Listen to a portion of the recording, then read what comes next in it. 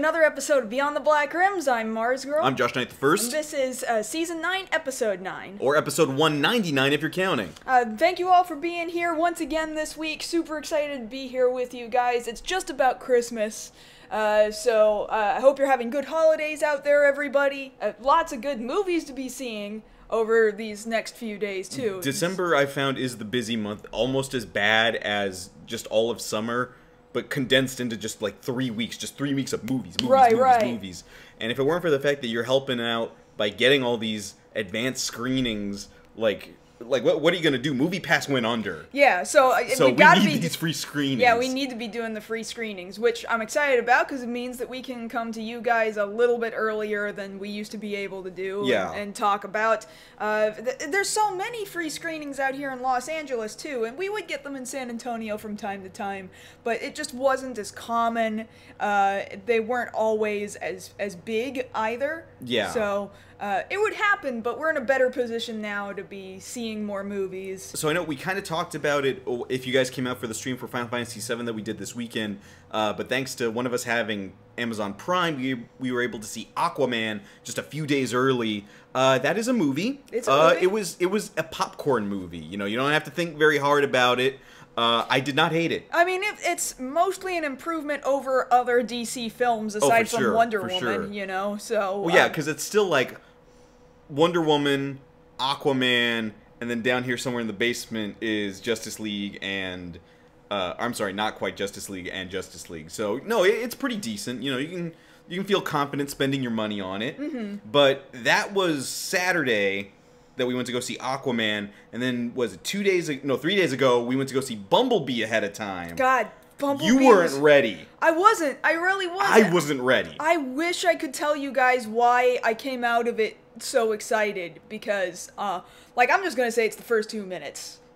Yeah, but like the first 3 minutes or so, like, that's, for all you Gen 1ers out there, that's it. That's it. That's I was the like, price. this is if this you was don't the clap whole at movie, movies. if this was the whole movie, I would have walked away satisfied. So And you don't get excited at movies, but you were there like, you audibly went, oh, at stuff that was popping up on the screen, and you don't do that. At a Transformers movie, at a no less. At a Transformers movie, no Yeah, less. So, feel confident about Bumblebee. Like, there's enough humor in it, enough referential humor to the 80s, so I was like, yeah, okay, I'm feeling pretty good about this. Mm-hmm. There's a lot more, I dare say, heart to the movie than any of the other Transformers movies, because, like, straight up, just as a character, I never liked Sam. Sure. There was just nothing I liked about him as a character. Like, just as you didn't present him to me in a way that I wanted to watch more of his misadventures. But here, with Charlie, like, she's like, no, she's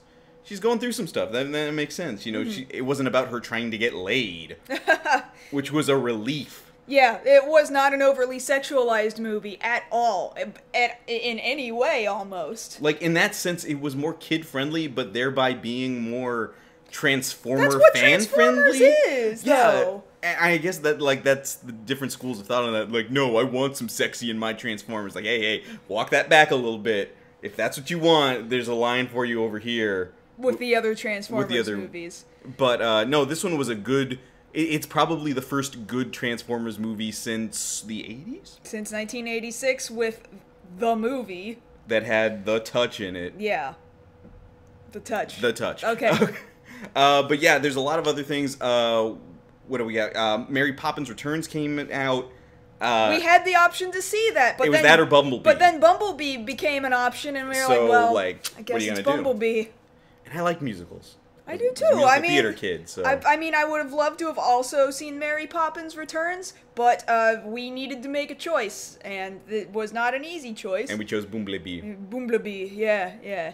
And then, is it Tuesday? We'll go see Holmes and Watson, because that's the Christmas. Oh, is that this Tuesday? That's this Tuesday. Okay, this Christmas, yeah. Yeah, that's gonna be funny.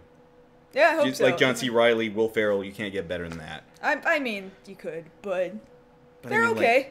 They're like you've seen Talladega Nights. I have right? seen Talladega Nights, yes. But you haven't seen Step Brothers. I have not seen Step Brothers. Oh, we gotta fix that. I know. I'm not adverse to watching Step Brothers. Okay. I just haven't yet. That's all. Yes. Yes. But that's what we're talking about as far as what we've seen. Tonight we're talking about some movies that are coming. Mm-hmm. And we're going to talk to you about those in our main stories. Yeah, so, main stories are, what's our first trailer? Because we got two trailers We got two tonight. trailers here. First one is going to be Hellboy, this remake, or not really remake, but reboot of the Hellboy franchise. Guillermo is only a producer now. Unfortunately, he's not involved like the way we wish he was, like with the other movies, but it's something to look at his here. hands on it is kind of nice. It's kind of nice. But... Secondly, like, it's all movies tonight. But it's all movies. But our second story, we've got some images from the upcoming Disney remake live action of Aladdin. Entertainment Weekly released a whole bunch of pictures. So we've got more images of Jasmine. People are really talking a whole bunch about that Will Smith genie. And Jafar's in there. Jafar, Abu, like, we've seen all these things, and we're gonna take a look at these pictures together and just a little bit of footage. So we have footage? It was there in the Entertainment Weekly Twitter. Never saw it. Okay, so we've got that, and then our final story of the evening, I'm very happy about Men in Black International. So I wasn't so sure about this back when they were just conceptualizing, like, maybe this is a crossover with 21 Jump Street. Thankfully, they dropped that part. Yeah. It's just a straight-up sequel set on just a different bureau of Men in Black. I'm a very big Men in Black fan, so I'm very happy to be talking about this movie tonight. But we're not ready to talk about it just yet. Yeah. Because we've got to do follow-ups first. Yeah, follow-ups. All right, let's What are we following up on right now first? Okay, so let's go ahead and get into it with the follow-ups. So over on Gotham, we got a new trailer for Season 5, which is, of course, going to be the last season of Gotham. Woo! My God. It's a very cinematic-looking trailer. Say what you will about what you think of the story. I gotta give it to them. They know how to cut a trailer over there at Fox. I can't put that past them. But there's some very big things that are going to be happening here in Season 5. We've got our first in-motion footage of Bane, their interpretation of Bane there in Gotham with pre-Bruce Wayne. He hasn't become Batman yet, but we do see... Pre-Bruce Wayne? Well, I mean pre-Batman. You know, Batman who is pre... Bruce Wayne who is pre-Batman. But we do see that he's going to have a confrontation with Jeremiah, who is this proto-Joker, but that fight happens to be happening at Ace Chemical, and it looks like we might actually see the birth of the Joker here. Like, they're having that fight. Even though they jacked over the origin of the Joker twice already? Yeah, but I mean, granted, they really had to go wide to bring it back, but admittedly, Cameron Monaghan's portrayal of who we believe is going to be the Joker... He's up there. I'm not gonna lie. He's probably the best part about Gotham, if you ask me. So we've got that to look forward to in Season 5. Gonna be 100 episodes there. Over on Titans, so I know we reported last week about what this season finale was going to be. Apparently, that was all just a dream. Everybody calm down. Batman didn't kill anybody. I told you. But what we did have here... but what we did have here in the season finale is a tease for next season, where apparently both Superboy and Crypto will be showing up, joining the cast. No word yet on what the full costumes look like, but it'll be interesting to see them added to the cast. Along with that, over there on DC streaming site, we got our first look at the Doom Patrol full cast, and one of the things we see there is the DC Universe's take, the TV Universe's take on Cyborg. Now, the look is a little bit weird because, like, the costume looks a little bit better than it does in Justice League because, yeah, we've got a guy in a suit, which always helps, but the neck is exposed. Like, there's nothing connecting it to the little plate he's got on the side of his head. So I'm like, why didn't you, you couldn't just glue something on there? Like, a little something, give him a neck brace, it would have... No? All right. I mean, it looks okay. Is it? Like, you've seen this and I have not. Yes, it kind of looks like high-end cosplay, but not enough to be like, I don't know if it's on TV. Can we put this on TV? Well, they're going to put it on TV. They're putting it on TV, so I don't know why you're even asking that question. Right. So moving on, we got a lot of Spider-Man news tonight. So first and foremost, with the PS4 Spider-Man game, one of the things that we've said here on the show is that fans were clamoring for the Sam Raimi suit to show up in the game. It seemed that we got in our last update. It wasn't coming. Well, they've surprised us. Kind of a Christmas miracle. Today, right there, you can see it. It is downloadable for free. So if you had your PS4 on at all today, it automatically downloaded. I played a little bit tonight before we got out here. It feels like the remaster of Spider-Man 2 that I always wanted. What, you mean the game The Spider-Man game 2? specifically that came out on PlayStation 2. Yeah. Like, a lot of those mechanics have carried over through the years, and you see that influence here in PS4 Spider-Man, and it looks right. Yeah, I don't know sure. how else to say it, because, yeah, you can play as the Tom Holland suit. You can play in this new suit, which I do really like the design of, but something about seeing that suit on your screen, playing it, and being in control of it again in high def, like, that, it's beautiful. I love it. I mean, I guess. It does look like, it looks like you're playing the movie. For that, I'll give it that much credit, but I don't really like that movie. So, it's good. I'm glad you got it. Okay, and the other piece of information that we have here, two things relating to Spider-Verse. So first and foremost, the teased Christmas album that you hear Spider-Man talking about in the trailer and in the movie is now available on all streaming platforms on iTunes and Spotify. It's only 5 tracks, but they're funny. So you can check that out right now, so you can actually hear Spider-Man's version of Jingle Bells, yes, done up in his own way. And then the other thing relating to Spider-Verse is that actor John Mulaney, who is there in the Spider-Verse movie as Spider-Ham, is giving his take on what he would like to see in a spin-off specifically for Spider-Ham. Yes. Now, at this point, we do already have a planned spin-off for Gwen Stacy, separate from a Spider-Verse sequel, so that's 2 things that they're working on right now. But he's saying, no, let's get Spider-Ham in on the action as well. His take was very funny. You know, it fits. I can't not hear anybody else with Spider-Ham's voice now. Like, that's just the way it works. He's the first one out the gate. I mean, to me, it could be anybody. What I would sooner see, though, is I don't know if I could see him in a whole movie that's just Spider-Ham, but if they took it to, like, TV, like, do a series with Spider-Ham, I think that would be better. Yeah, if, I feel like Warner Brothers should do it, even though Warner Brothers doesn't do that. Well, I mean, this is Sony. I know, like, it is, but if it was a Looney Tunes animated in that style, yes. Okay, that I understand. Okay, so moving on to some other, because we're talking about games, video games, and movies, things kind of parlaying together. Sometimes we get okay ones, you know. Sometimes we get not so okay ones. And then there's this friggin' Sonic poster, so let's put it up there. We didn't talk about it last week, but... Well, so why are we talking about it this week? Because it's still a thing. So, like, we're not sure why they decided to go in this direction, alright? Because Sonic has calf muscle. He has calf muscle, he's got... Real sneakers. Real sneakers, he's not wearing socks, his spines are fuzzy, it's weird.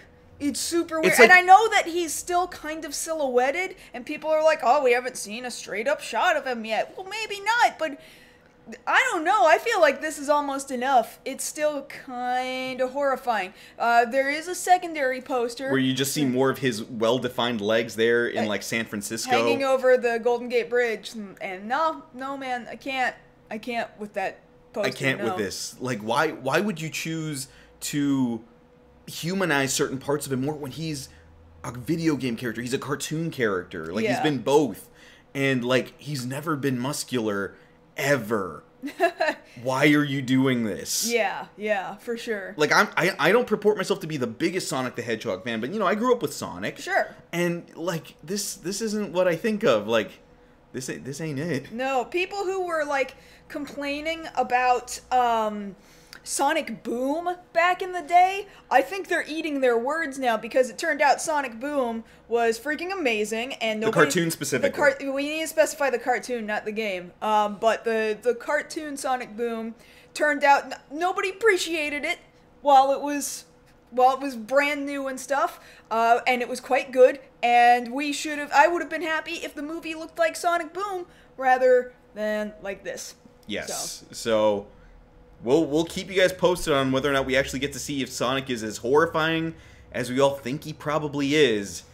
They say that there's a third poster that has been leaked out there. I haven't seen this poster yet. I've seen a purported third poster. One of them I've seen is fake. They've already debunked it. Yeah. So if this is a new one that got posted within the last couple of hours, then I haven't seen it. But as far as we've been aware, there's just the 2 that we know of. If you guys can link it to us over on Twitter, we'll take a look at it, and we'll definitely talk about that. Okay, so moving on to some other information here. We also got a new trailer this week for Kingdom Hearts 3. It's finally coming, and there's so many characters in this trailer, and I'm going to be straight up with you guys. I played one. I tried playing Birth by Sleep. I haven't played any of the other ones. I am lost. Who are all these people, Kaylin? Explain it to me. Okay, well, so there's Aqua, and everybody likes Aqua, and then there's... Yeah, Barbie girl. Yeah. There's, like, all the organization members, and the Xenoheart, who's the real Xenoheart, but was the fake one, and he has many different versions of himself, and now apparently he's dropped the name of some new place that might be the final stage of the game. Like, it sounds to me like he's just saying words, but they might not... Because it sounded like he's just saying words to me. But he might not just be saying words, it might be like a brand new area. There's like this little cat thing, and it came from the mobile game, and for some reason he's important to the narrative. I don't feel like that should be, but apparently he is. Wait, there's cat things now? It was in the trailer. It was a tiny little chibi cat thing. Oh, yeah, okay. It came from that whatever mobile game. He's important for some reason.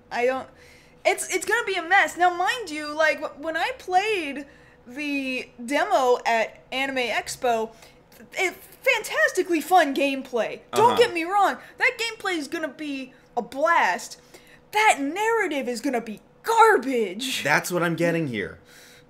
A lot of hot garbage. A lot of very but it does look sparkly, like everything is happening. Garbage. Everyone is very upset in the trailer. I'm not talking about the people watching the trailer, because they've got their own kind of upset. But everybody in the trailer, nobody is happy except for maybe Scrooge McDuck, who I'm glad is in the trailer, but he's just one of 80 bajillion people in the trailer, and then something's happening to Donald, and he's, like, falling over, and we're like, is he passing out? Is he dead? What is this? This is what happens when Donald uses up all your heals. Exactly. He couldn't heal himself anymore. Alright, everything is happening. So you brought up Anime Expo. One of the other things that was on demo there at Anime Expo was Jump Force.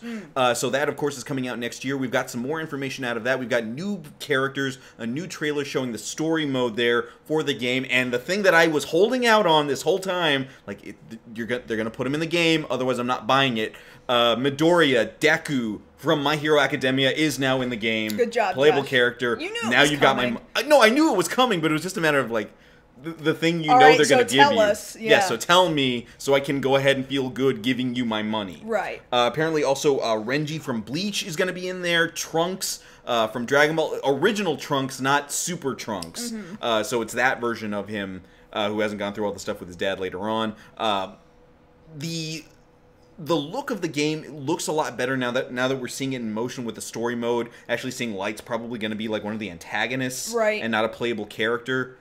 Which is weird, because I figure, well, if he's going to do anything, you know, he's just going to call Ryuk out like a striker or something like that. But it's still looking a lot better. Now we can confirm that. It'll be nice if we get some more My Hero people in there. Maybe All Might. That'd be nice. So parlaying that into some other news for My Hero. So two things came up. Both of them today. So one of them being the stage play for My Hero Academia, which is going to be happening there in April in Japan. We've got to look at our cast there. Just like what always happens with these anime stage plays, it just looks like fantastically good cosplay, and let's hope they can act. What I think is interesting about the play is specifically All Might. Now, most of the cast there I don't really recognize, but All Might specifically, he's being played by two actors, since, you know, you have... the skinny one and the buff one. Yeah, the skinny one is actually being played by the actor who was Deca Blue in Deca Ranger, Hoji. And then buff All Might is being played by Hiroki Iwanaga, who was Kamen Rider Birth. Oh! And also the voice of Guts. Oh! So, yeah, that's going to be a buff All Might. Oh my god. Because you've seen him. Yeah. He's amazing. Oh my, he's perfect. He's a man. I had no idea. Yeah, we just found this out today. So That's yeah, perfect. Very much looking forward to that. Along with that, we also got our first teaser image for Season 4 of My Hero Academia, which we've got here. The unfortunate thing about that is fans will have to wait until October to get that. A lot of people not feeling that, but at least we've got a couple of things to tide us over until then. Sure. So yeah, definitely looking forward to that. You need to catch up on the series when we get some free time. I'll make some time. I'll make some time. Now, one of the other things that we did see today is a little teaser for another series with a very strong main character, One Punch Man Season 2. Oh, I'm so excited. Yes. I'm so happy that not only is it like, we confirmed it a little while back that it was coming, but now it's like, oh, they're definitely working on it because now we got a trailer. I'm so happy because there's very few anime that I actively keep up with while it's airing anymore, and One Punch Man was one of them during its, like, something in its tone, you know, is the stuff that I start to get excited about these days. I feel like in some ways SSSS Gridman, which is unfortunately ending tomorrow. It's the last episode. Tomorrow's the last episode. No, I know, but I know. It's that kind of tone that, and I know that it's not a comedy the way that One Punch Man is, but something, it shares something that I can't quite explain that makes me want to actually keep up with it while it's airing. So the simplest way I can put it is it gives you the fizz. It does give me the fizz. Thank you so much. You done, son. 7XZ, thank you for that host. I really appreciate it. Super excited for One Punch Man Season 2. Yes. We've got a new villain that showed up in that trailer. We don't know why he's bad or what he wants. Well, specifically, if you're reading ahead in the manga, that's the villain Garo. Not to be confused with Garo, the anime or the Tokusatsu series. This is Garo, extended vowel there. Garo. Who's going to be the main antagonist for the rest of the season, and presumably for the rest of the story following the manga. Okay, so moving on to our Tokusatsu news, over with Ultraman Rube, we've got our first look at a trailer for Ultraman Rube the movie Select the Crystal of Bonds, which is going to see the Minato brothers be joined by a new Ultraman who's actually Ultra Woman, their sister. So it's going to be nice seeing them. We also see the return of Riku, Ultraman G there in the movie. Going to be nice to see that. I would love to be showing you a poster, an Ultraman poster, but for whatever reason, the little eyeball that would let me turn it on and off is way off screen and I cannot click it. That is unfortunate. That is unfortunate. Oh, what I think is interesting, though, is so in the series proper, the brothers can form together, one being Ultraman Rosso and one being Ultraman Blue, and together they become Ultraman Rube, like the title. There we go. Okay, there we go. What's going to be interesting there is you can see that he's got these different fins on his face. This is a combined form between the three siblings, Rosso, Blue, and Grigio, and between the G, the R, and the B, this is going to be referred to as Ultraman Groove. Or Groob. Groob? Yeah. So RGB, like... Well, GRB to them. Yeah, but like RGB cables? Well, see, you would think that, but like Grigio's color scheme is orange. No. Yeah, they messed that one up. No, like there's a very clear answer here when you're. It should have been green. They're very, very clear. But if they're gonna green screen stuff, he can't be green. He can't be green. I guess not. Because you remember the conversation we had with someone else who was very upset that a hero character had a green body and then he had to do green screen around that body. That's right. We did have that conversation. So that might be the reasoning behind that. That's probably why. Okay, so moving on to some Super Sentai news. So we know that Lupin Ranger versus Pot Ranger is... Oh, no! Where'd we go? Oh, no! What'd you do? Help! We're here! Oh, no! Just keep talking! Okay, we're here, guys.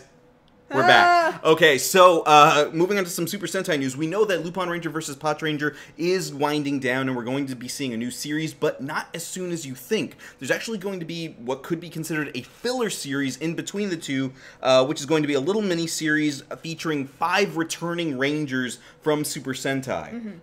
So we've got a picture here to show you guys the returning characters. We've got Tokyo Gogo, the 5th Ranger, the Pink Ranger, the primarily pink one because they can switch him out. Zuo Eagle, Captain Marvelous, Gokai Red is coming back, Aka Ninja, and Sasori Orange from Q Ranger.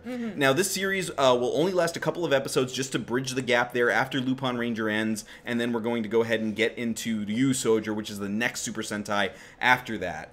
Is that this? Yes, it is. So we see the characters all there together. They will, of course, transform. It's nice seeing them return, you know, showing a little bit here and there. It's nice seeing Captain Marvelous back. You know, he's the flagship Red, being, you know, the biggest one from an anniversary. I know a lot of people aren't that great with Aka Ninja because of his friggin' catchphrase, but the same thing would go for Lucky, so they had to pick, okay, we can have one Red. Which one's more annoying? Which one's more annoying? Don't invite that one back. Okay, we don't want Yosha Lucky. Okay, we're not gonna do Yosha Lucky. We're gonna do. Oh God, what was his? I know I had his catchphrase up until a second ago. Yes, Aka Ninja's catchphrase. I'm gonna be a ninja. I don't know. That's okay. It's not what it was. Okay. Getting fired up. Yeah, it was the like getting fired up line. Okay, so we've got that as far as anniversaries for Super Sentai go, seeing all those Rangers coming back. Over on the Kamen Rider, you did it again. Oh my God. This is the worst. Just keep talking. Okay, over on the Kamen Rider end of things, so today over in Japan, we saw the debut of Kamen Rider Heisei Generations Forever, which could be viewed as like the final movie under the Heisei umbrella. Two things that we've got to report on that. So they've already told us a year ahead of time what the next winter movie is going to be, and it's going to be called Kamen Rider Next Generation. Okay. So, I mean, I guess that makes sense, but, you know, that's very, like, you know, you're gonna see Picard up in here for some reason. The other thing... You don't think he'd be a good Kamen Rider? Oh, he'd be an excellent Kamen Rider, no doubt. Because Patrick Stewart can act anything. He can. He can. The other cool thing that we're seeing here is actually the confirmation of returning writers in the movie, because we've been wondering for the last couple of months, okay, who's coming back? Because we know we've gotten quite a few coming back in the Geo series proper, but as far as the movie's concerned, we've got Toshiki Kashu as Agito coming back in voice only. We've got Takamasa Suga, who is Ryuki, in voice only. We've got Masahiro Inoue, of course, as Decade, who's there on the show right now. Shunishime as Ghost, and one name that was just uncovered today, which we had no clue he would ever come back. Takeru Sato is back as Den-O. It's pretty cool. We had no, like, at this point, like, he's so big of a movie star over there in Japan, you figure, no, he's got better things to do. He couldn't even, you know, show up in LA for his own photo shoot, allegedly. It wasn't a photo shoot, it was a gallery. Photo gallery, yeah. Allegedly. But, like, coming back, we never figured he would come back. Like he was so far gone, it's like, no, man, we'll never see him again. Same thing for Hiro Mizushima, which means if Takeru came back, man, Hiro, I know you understand me. You speak perfect English. Come back, please. I'm begging you. He's begging. I'm begging. I'm e-begging on the internet. It's pathetic. It's pathetic, but I'm doing it. I'm doing it for the family of fans around the world. Are you just making up words now? I'm about to start making up words, so I should probably stop. Yeah, please stop. Okay, so that's all our follow-ups. Let's go ahead and get started with our first story with Hellboy. Yeah, okay. So there's a trailer. It's playing right now. It's Hellboy. See there? That's his name right there. Yeah. So this is what are we calling this? A reboot, a remake, relaunch. a relaunch? Okay, but as we said earlier, Guillermo del Toro was not at the head of it, but he's kind of high up there as far as having his hands somewhere on it. It's not his story, it's not his narrative, it's not his writing. Which some people are saying, well, that's kind of why he doesn't have it anymore, because, you know, the first movie is based off the comics, the first Hellboy movie, and then with the second movie, they kind of gave him free range, you know, do what kind of story you want to do. It looked great. Yeah. It felt great, had some really great moments in there, but it wasn't enough to get him a sequel. And they'd been going back and forth on it, like, we want to do it with you, we want to make another movie with you, but you're asking too much. Like, the stuff you're asking to do visually, it's going to be expensive. So but he's just the master of visuals, really. He's got such a creative third eye somewhere in his brain. Oh, no doubt, no doubt. But now they've decided to go in this different direction with this reboot, essentially. Now, instead of Ron Perlman, of course, we've got David Harbour there. I mean, I think he looks great. He looks fine. Like, the thing that comes across really easily is this is a Hellboy who's seen some stuff. Sure. Like, he's got scarring on his face. Like, he's been in fights. And I think they're really trying to push more of the demonic look to him. Because when you compare it to Ron Perlman's makeup, he looked more like the art, the Mike Mignola art. You know, very flat face, you know, not a lot of shading going on. But here, he looks more, I don't know, like, he looks like Hellboy, but there's still kind of a weird, for lack of a better way of putting it, Halloween-y look to him. I feel like the only thing I don't like is that when we hear him speak, you can hear the makeup, basically. Yeah. You can hear the makeup, like, on his cheeks, obstructing how a normal person would speak. kind of like this. Yeah, because if you're having to do it like this and talk around the prosthesis, then yeah, that's going to do something. And some actors can work that into their performance, others not so much, and that might just be the confines of the makeup. So I nothing against his performance. We haven't hardly seen it. This is all we've seen of it so far. And again, not to say that David Harbour can't do it. I think he's... I mean, otherwise, I don't care. It looks great. The only other thing about it is that, for my taste, his right arm looks a little too long. You think? Well, yeah, and it looks weird because, like, comparatively speaking, like, with the first Hellboy movies, like, they buffed up Ron Perlman all over. Like, he had, like, an upper torso that they gave him. Okay, so his left hand looked bigger than a normal hand, but it still wasn't as big as his right hand, but, like, proportional to his demonic body. Here, it looks like they just kind of painted his hand red, and so it makes the other hand look that much bigger. Well, his hand looks small even compared to his face. That might be part of it too. Just the positioning of everything. I don't know. It's kind of weird. It does look like he has kind of a baby hand now that I'm looking at it. And but now that you see it, you can't unsee it. It does look like a baby hand now. Oh, why did you tell me that? Well, because I was fine with it. I couldn't not moment. see it. Like, it's kind of a baby hand. Because I get it. We're supposed to emphasize the right hand, the destroying hand. Sure. It does all of these things. But, like, comparatively speaking, like, I need to be able to believe that he can do all of these things. Like, he needs one good hand to hold the Samaritan, which is, again, longer as well, which I think is weird. But it still looks like, for my money, like, the Samaritan is his gun. It's supposed to be a huge hulking gun. Not supposed to be a real firearm.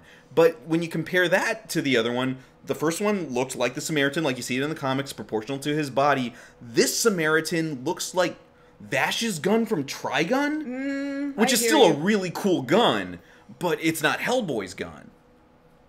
For my money. All right, I understand. Now, as far as the story is concerned, we see Mila Jovovich there as the Elf Queen. She's going to be our bad guy for the movie. She can do it. This is the kind of movie where she should be allowed to do... Yeah, this is what she does. This is where she lives. Yeah. So CG Fest. Yeah, she's been doing those Resident Evil movies. She's in Monster Hunter. Yeah, this is fine. Not a problem there whatsoever. This is where she should be doing it. Yes. The thing of it is, like, looking at the tone of the movie, trying to strike that balance between, the graphics of, oh, this guy is the demon that will bring up the apocalypse, versus the humor and the tone of it. Yeah, I was about to ask, what do you think of the tone of this? Because it's clearly much more... It's not like the first film didn't have tongue-in-cheek to it, but this seems like they're really pushing it, at least as far as this trailer is concerned. Well, I see, that's the thing I wonder about when it comes to certain things, and I'll probably remark on this a little bit more in the third story, but it feels like after certain movies came out, studios really try going in that direction, specifically when things like, Guardians of the Galaxy or Deadpool come out, like, hey, humor works, we're gonna turn everything real hard towards humor, and that's what's gonna put butts in seats. See, I guess that is what I'm concerned about. Now, mind you, I have not read the Hellboy comics. I do not necessarily know the tone that is of these original comics, and I'm wondering how close is this to source material's tone. I feel like it's not this comedic, right? Well, it has a certain tone. Like, there is some tongue-in-cheek there. There are jokes, but it's not the same thing as very much what I would consider Deadpool humor, where it's like, hey, I'm a joke. It's right here. Thank you, Willie Jackson, over on YouTube for that subscription. Appreciate it. But, I mean, the iconography's there. They've got the BPRD logo there. There's Hellboy there, Professor Broom. So it has what it's supposed to be to be Hellboy. Yeah, it cleared that bar easy. Yeah. That's not the problem here. What's going to be interesting to see is, just the same as the other movies, is it going to do well enough to warrant sequels? Sure. Because everything is sequels. You're trying to start a franchise here.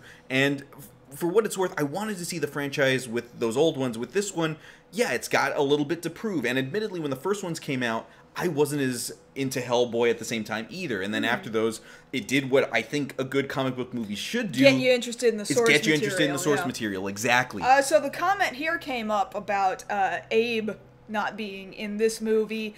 Is he supposed to be? Are we missing Abe? Abe's non-inclusion is done on purpose, specifically because they're trying to distinguish this one from the set with Guillermo directing, because if you have Abe in it, people are going to think, oh, so they're connected, right? And then if they think it's connected and they go into this one and they see it's not, it's like, well, what the hell? And that's going to paint your view of it. But okay, so then do you think if this got a sequel, then we could build up to getting Abe back? That's basically it. You can't get Abe back quick. You have to build to Abe, unfortunately. Okay. And granted, Abe was probably one of my favorite characters. Yeah, I loved him. My favorite moment is in the second movie when he and Hellboy are crying it out there with some Tecate Light over some Barry Manilow music. And that's probably one of my favorite movie moments of all time there. But, like, it was worth it at that point. You know, like, I feel them as characters. This has to prove to me that I can feel Hellboy as a character. I think it's entirely possible that it's going to do that. The trailer does not, to me, it doesn't look like a bad trailer. It doesn't look like the movie they're trying to sell me is a bad movie. I think it's a well-edited trailer. Well, it's something that I'm noticing just right off the bat, comparing the two, because you can't not compare them. Sure. You can't. Is the lighting difference. Everything in the Guillermo ones was very dark, very moody. Even though there was some humor in it, everything was kind of, you know, overcast, and everything happened at night. Here, everything's happening in broad daylight. Like, here's Hellboy walking into a little deli there, and we can see him just fine. Like, he's there. Like, he's here. Get used to it. So you think he's been doing this for a while then, and people are aware that perhaps that might be where they're going with this. It might be a good idea to not do the origin story kind of the way Spider-Man Homecoming did it. Just present him as, hey, here he is. Yeah. He's doing his thing. And in a lot of cases, a lot of people prefer that. You know, you don't have to lose 5 to 10 minutes of your narrative having to explain who this guy is. If you can just do it real quick and get it out of the way, then you have more room to tell your story. Or tell it somewhere throughout the narrative so that you get little flashes of, oh, he's having a memory because he sees this thing, and you see his memory, and therefore you get an origin through moving forward. Yes, something like that where we don't have to stop and be like, okay, let me explain to you who this guy is. So long as you don't have to do that. And it doesn't seem that they're going to do that, but I think they might take a moment to do something like you just described, because admittedly, yeah, it's been some time since we had those other movies, and as far as I'm aware, they're still both on Netflix right now, so you can go check those out for yourself. And you should. I think they're both pretty great movies. And I think you can go looking around for the animated ones that came out. They have the same voice cast, so you can go check those out. But yeah, this will be coming out in April 12th, as you can see right there. I don't know that I would spend the money for IMAX. I'm not prepared to do that. I'm not that hyped for this. I'm excited enough. I can't wait to see it. But like, I don't know cool, if I'm IMAX excited. But it's not IMAX. It's not IMAX fizz. Yeah. Like, certain things I'm IMAX fizz for. Like Godzilla, I'm there for it. Avengers, I'm there for it. How about our third story? I will talk about that when we get there. All right, all right. But yeah, here's Hellboy. You can check him out in a few months. 4 months away. Tickets will go on sale eventually because they want people to watch it. That was a weird sentence. I don't even know why you said that sentence. It's out there now. We're done with this story. Okay, so moving on to our second story, like you were saying earlier, straight out of Entertainment Weekly this week, we got to see our first look at the cast of Aladdin beyond just Aladdin. So you can see here the cover of Entertainment Weekly with our cast there. The biggest thing that everybody's talking about is this is our first look at Will Smith as Genie in the movie. So there's a couple of things to take into consideration right off the bat. First and foremost, it looks like what they were going for visually is to go off the Broadway show. I think that's really obvious. All three of these characters here look like they're from that Broadway musical. And of course, you got just covered in sequins, especially Jasmine, just covered in sequins. I think the people that are really upset about this didn't realize, hey, Aladdin has a Broadway musical, and this is not too dissimilar from what they look like, including Genie, because they've just got a dude as Genie dressed kind of like this. Yeah, like, he doesn't look that far off from the Genie in the show. Now, granted, usually the Genie in the show is a little bit bigger. Yeah. But, like... Now, mind you, Will Smith has said, look, this is just my human form. I'm usually blue. So, he's telling us... Did he say that he was going to be a beetle or something? Well, no, he's saying that... Like a scarab? He did say that at a certain point, the CG will take over. Yeah, yeah. So, this isn't the way he'll look all movie, because, yeah, he's supposed to be all-powerful. Now, granted, you have to understand, because of the way they've not really change the narrative, because it's the same story, but the way they adapt the narrative for the Broadway show, you can't do Robin Williams all the time. There's just no way. No, which is why we had to have Dan Castellaneta a few times. So, and doing his best Robin Williams. Yeah. But he just ends up kind of sounding like an even more eccentric Homer Simpson. Yes. But the thing about it is, you can't have everybody just do... Like, you don't hire Will Smith to do a Robin Williams impersonation. No, he's going to be his own He's genie. going to be Will as Genie. I think maybe that's where a bunch of the backlash lies, because despite the fact that there have been other genies, people are so attached to a Will Smith genie that they can't get out of their head that Will Smith is not Robin Williams. Now, to be fair, like I've said this before, maybe on the show and in some other places, there are certain actors that you hire for a movie to play them. Yeah. Like, you don't hire Tom Cruise to play somebody other than Tom Cruise. Will Smith kind of falls into that category. You don't hire him to not be Will Smith. Like, there's a certain swagger and delivery that he has. But if they decided to put him in this, I'm willing to believe that he's committed to it and will give us an interesting performance. Yes. Because, granted, at the end of the day, Disney got to protect their giraffe money. Of course. They're not going to mess with their money. And they're not just going to hire Will Smith because they think he's going to give them money and there's a risk involved, because they're not thinking about that. Right. Because remember, he's coming back off After Earth. All right? Like, he's still having to get the stink off that. Yeah, that's very true. So this might be the way to do that. And if they think, okay, that movie won't hurt us, and we think you're going to do a good enough job here that people won't necessarily forget about Robin Williams, because that's not going to happen. But we can at least cement you as being like, okay, you're up there. You can be in this role. I really don't understand why people's sticking point is Will Smith. I legit don't. He does not look like the person I'm going to have a problem with. There are a couple other people that I feel like I'm going to have a problem with. Now, we did see Aladdin before in the teaser, but that's now Mena Massoud there as Aladdin. But now we've seen more pictures thanks to Entertainment Weekly, and Yes. I'm just... And I realize Broadway's already done this, but this is me being a stickler to, if Disney's remaking their movie, then if he's such a street rat, look how nice his clothes are. People are saying, like, oh, he walked into an Old Navy? Like... Well, you got to think about it, though, because you can't really see here because we can't really zoom in any more than that, but you look at it. He looks like he walked into an Old Navy. Yeah. He doesn't have any sequins on him. Everybody else looks like they came out of an Amano drawing.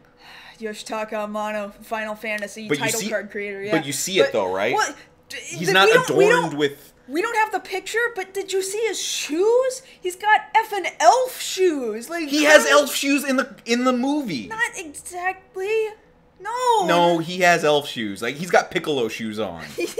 He's got Piccolo shoes. Don't trip. All I'm saying is, I guess he had to have stolen that shirt, but I like the idea better that he couldn't afford a shirt, and so he just had, I'm just wearing what I could get, and all I could get was a vest. And like, did his pants have a patch in the knee? I didn't catch that. Because it looks like he's wearing perfectly decent clothes. He's homeless, Josh. He's homeless. Why does he... Like, he looks pretty good for being homeless. I don't agree with this. Okay. He's the guy I've got the most problems with next to Jafar. And we we haven't talked about Jasmine yet, though. Jasmine, I think she's okay. People are complaining that this looks Bollywood. And here I am, like... Where do you think Bollywood comes from? Yeah, like, where do you... I got something to tell you guys about where the movie takes place. Yeah, but Bollywood also... They produce musicals? And this is a musical? Like... Where do you think this takes place? Yes, it looks like a Bollywood musical. Also, on top of that, Agrabah isn't a real place. We're watching a cartoon as a live-action movie. Come on, people. Get with it. Okay, so yeah, the thing you're bringing up here is Jafar. Now, he's actually the one that I have the most problem with.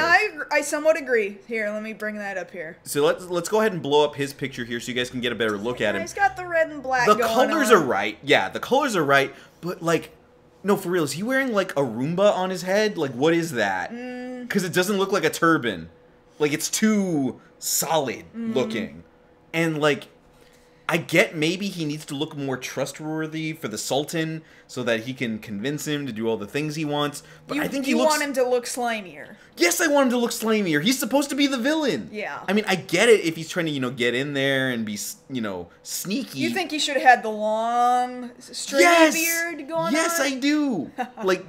like I get it. You're going more off Broadway, but give me something, Yeah. Like, I don't feel good thinking, like, sans the water dish on his head with a feather. Like, I would wear that. Yeah. Bollywood comes from India. I'm just wondering where people think the story of Aladdin came from. Yeah. Where do you think that story came? Because Disney didn't write the story Aladdin. Just so you guys know, like most Disney movies, Disney didn't create it. They stole it. You guys know The Lion King isn't a Disney story, right? It's African. Disney didn't write it. It's Macbeth.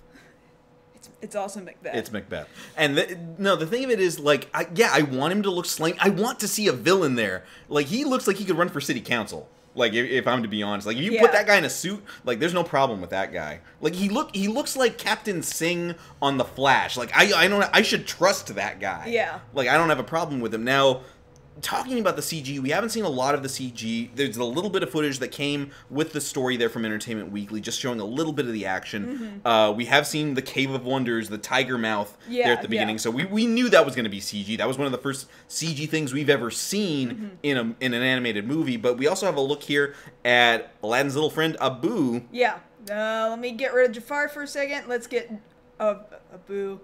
He's a monkey. It's a monkey. It's a CG monkey. I gotta admit, I don't know how I feel about Abu. Like, part of me is like, well, that's the obviously that's the direction they were gonna go in. And then the other part of me is like, yeah, but just because that's where you think it should go, it doesn't mean that maybe you should. And Disney, don't tell me you didn't have the money to train a monkey.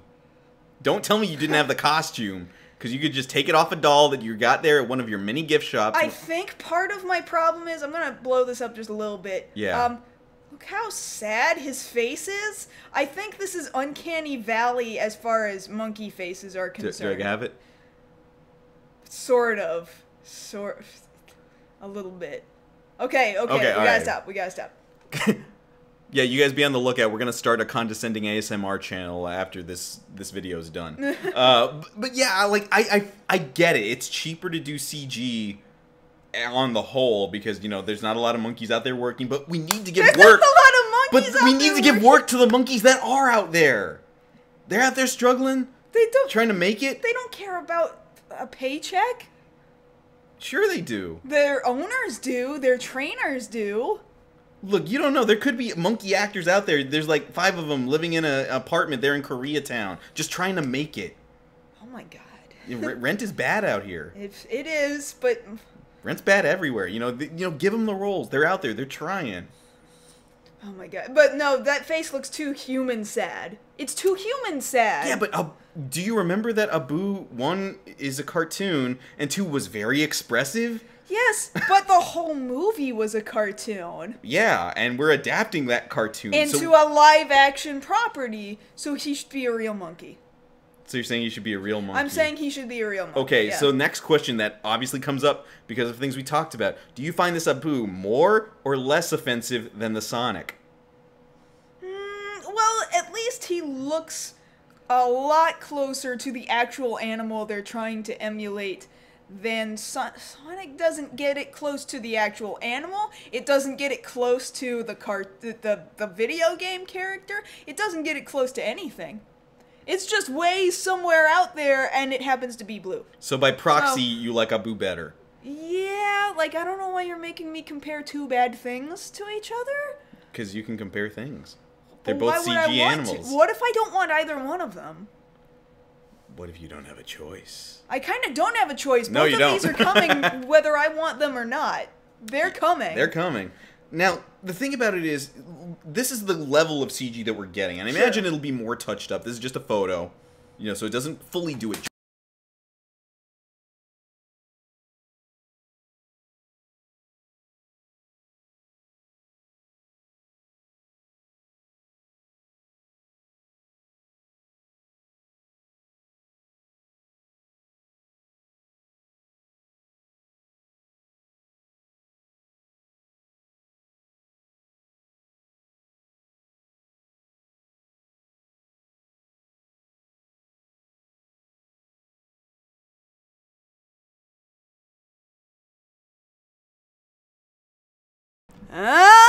There we go. Now we're seeing the audio spike again.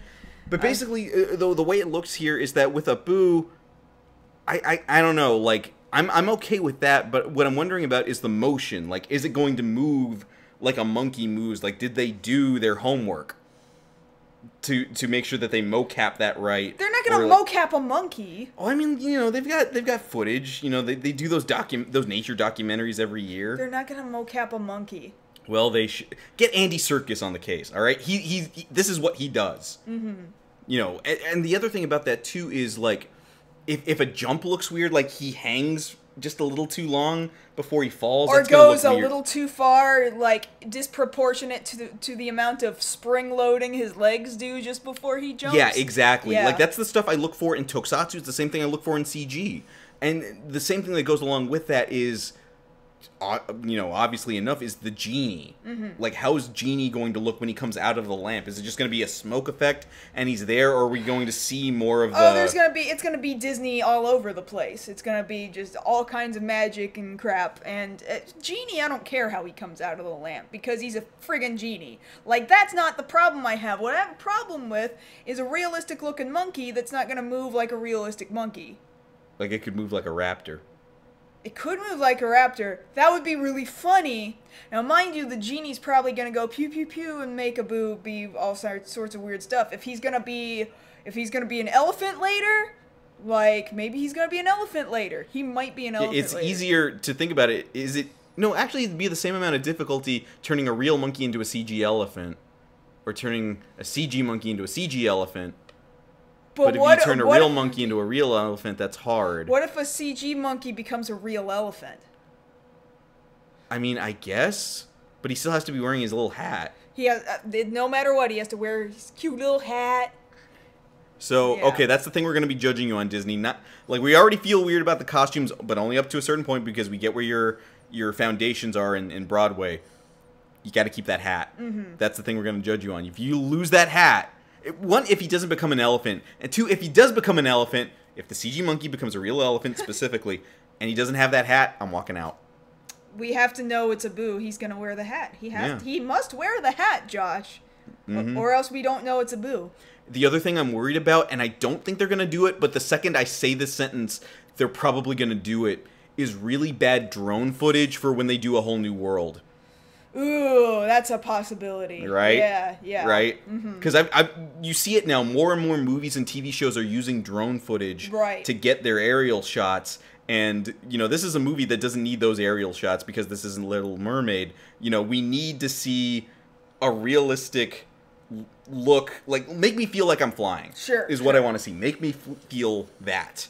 But otherwise, I don't know. Like, the first trailer will probably, hopefully, take away a lot of those fears. Yeah, because the first teaser did not do that for me just yet. No, because that was hardly anything. Yeah. This little bit of footage we got at Aaron, like 30 seconds, that wasn't hardly anything. Mm-hmm. Like, it's just people walking in Agrabah.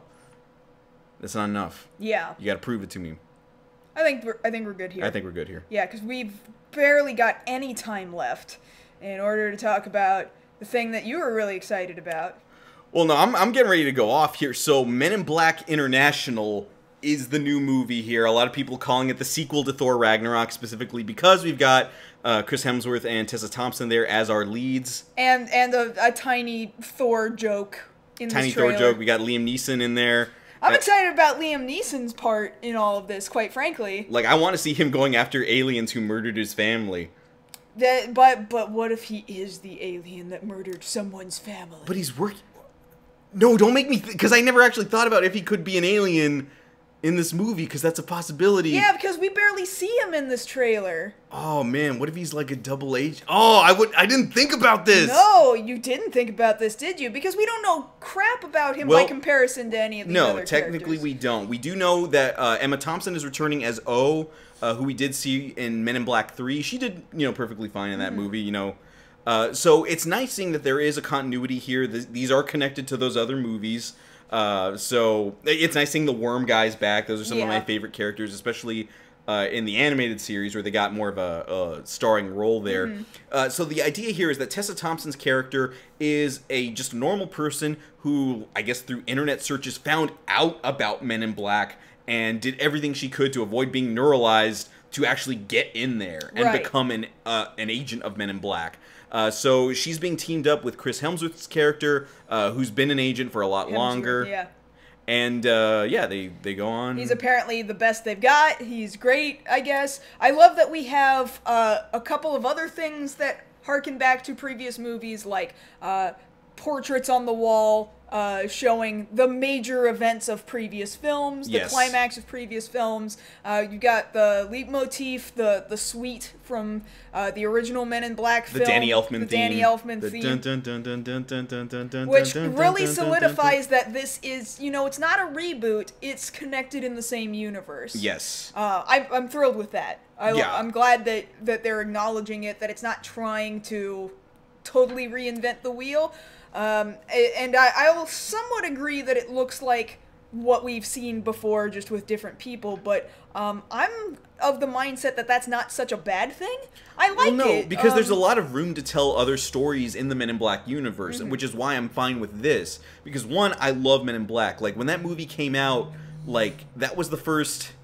Like, that was 97. That was the first time I actually bought a full-size, thick adult novelization of a thing. Because up to that point, I was just in Scholastic. Yeah. You know, whatever that teeny tiny little pamphlet was that you would get for a movie. But no, that one... I bought the soundtrack. Bought the soundtrack. And then I was like, wow, 90% of this music is not in this movie. And it's all really nasty music. And they just had... exceptionally nasty music. Next to no... toys, which was weird, but it was kind of a hard sell. Especially when this is based on a comic franchise before it. Right. Mind you, this has gone way off the rails from the comic adaptation, yeah. But the thing about it is, like, I bought whatever toys were available. You see here, they've got these modular alien blasters. It's pretty freaking cool. And I'm down for that. Like, Nerf, get on that. Get these weird modular blasters with lights in them available. I saw what you did for Star Wars. Give it to us here. I want that new neuralizer, because they never really, like, if you want to buy, like, the Ruby's hella expensive, like, $300 one, like, you do that. You do you. I still have my Burger King Kids Meal neuralizer that they put out for the animated series Kids Meal. And I love that thing. And there's also a really bad plastic one that you get at Islands of Adventure when you get off the... We rode the ride there. I remember, yeah. And that one's too big. So, like, I would like a nice, moderately priced, like, say, $30-$40 neuralizer, which I hope they'll do. Like, something the size of a sonic screwdriver. Right. You know, with about that much electronics available in it. But, yeah, initially, this was supposed to be a connected piece to... this supposed, it's going to be a cooperative thing with 21 Jump Street. I'm so glad that didn't happen. Or it's still in there, hidden somewhere, and they're not telling us. Like, if they give us this tiny little hint, like, haha, this is a thing, I bet they just sneak it in there real fast, and then we don't think about it any more than that. Look, if that's all it is, then fine, but let that be that and let this be this. Sure, I agree. I totally agree. Otherwise, you know, I'm hoping that we get all of the stuff back with it that I felt from all the other Men in Black movies. Like, I remember being there in that first movie and thinking, like, wow, this is something else. Yeah. Because, like, you remember that opening, it just throws you off because you're like, okay, I'm here for aliens. I'm following a dragonfly. What's going on here? But then you're getting that theme thrown at you, and then you actually get into the story, and it's like, oh, wow, there's a whole nother world here. Like, back when movies could do that. If they can still capture that same sense of wonder... here in the modern era in 2019, because that's when it's coming out, then I'll be down for it. Sure. I mean, it's got my money, but do you have my praise? That's the thing. Yeah. Or is this just another Men in Black 2 that was just kind of so-so? Oh god. Like best. nobody wants another Men in Black 2. Yeah. The only good thing that came out of Men in Black 2 was the burger they had at Burger King during that time. Like, I can't... Had a lot of onions. I think I only watched Men in Black 2 once, but I've got it burned in my head, the ending of I Must Go, My Planet Needs Me, and with Rosario Dawson taking off. And that visual is terrible. Like, even it's not a good effect. It's terrible. It's a terrible effect. I remember it burned so clearly in my head. Like, even at that time, I was like, this looks bad. What happened? Like, she looks like a flat piece of paper Yeah, it was not well done. On a green screen, it didn't make any sense. It was bad. I've got that burned in my image there's the way forever. you grade it. There's the original, yeah, that's your baseline. Men in Black 2's down here, and Men in Black 3 is about right here. I was shocked with how good Men in Black 3 was. I was like, there's no way. In time travel? Effing no. No. And then we went, and I was like, oh, holy crap. Eat my words. See, it's interesting to think about that, because the second one, that has Rosario Dawson, that's Claire Temple, and then the second movie, you meet Jay's dad, who's played by... In the third movie. In the third movie, Yeah. who's played by the actor who plays Luke Cage. So we got two Marvel actors in there that Sure. end up in the same project later. So that's an interesting little thing there. But yeah, I'm definitely in for it. I might get my suit out, get my Ray-Bans, my glasses that I've had since I was a kid. Relearn the I don't need to dance. I don't need to relearn it. It's in here. It burned. I burned that mess on my frontal lobe. It's right there. I know how to do it right now. I remember this part. Yeah. I remember that much. Yeah, I'll teach you again. We'll go back over it. Okay. All right. Cool. But yeah, Men in Black International coming out next summer. Get with it. Act like you want it. It should be okay. You gotta stop saying that. I like saying that. Fine, whatever. You can do whatever you want. I just don't have to like it.